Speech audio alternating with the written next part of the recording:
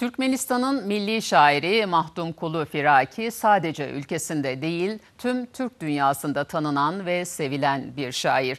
Eserlerinde vatan sevgisini, birlik ve beraberliğin önemini vurgulayan Firaki kullandığı sade dille bugün de Türk dünyasının gençlerine ışık tutuyor. Klasik Türkmenistan edebiyatının kurucuları arasında yer alan Mahtumkulu Firaki 18. yüzyılda yaşadı.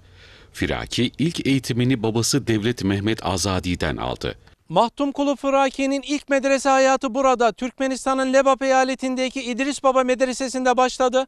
Arapçayı, Farsçayı ve edebi Doğu Türkçesini öğrenen büyük Türkmen şairi tüm insanlığı sevgiyle kucaklayan şiirler yazdı.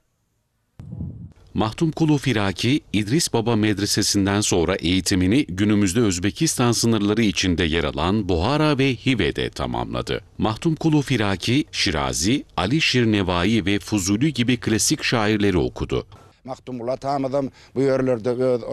Mahtumkulu Firaki doğduğu Gerkezköy çevresinde medrese olmadığı için babası tarafından bu ilim yuvasına gönderildi. Kendisiyle birlikte 200'den fazla talebenin eğitim aldığı medresede kütüphane, yurt, ambar, mutfak gibi bölümler bulunuyordu. Ancak geçen dönem içinde Ceyhun Nehri'nin taşması sonucu günümüze sadece medrese binası kaldı. Mahtumkulu Firaki kendisinden öncekiler gibi klasik Türk edebiyat diliyle değil, genel olarak canlı Türkmen şivesiyle ve sade bir üslupla şiirler yazdı. Anadolu'dan Hindistan'a kadar pek çok ülkeye seyahat eden şair, eserlerinde bağımsızlığa olan tutkuyu, Türk milletinin birlik ve beraberliğini savundu.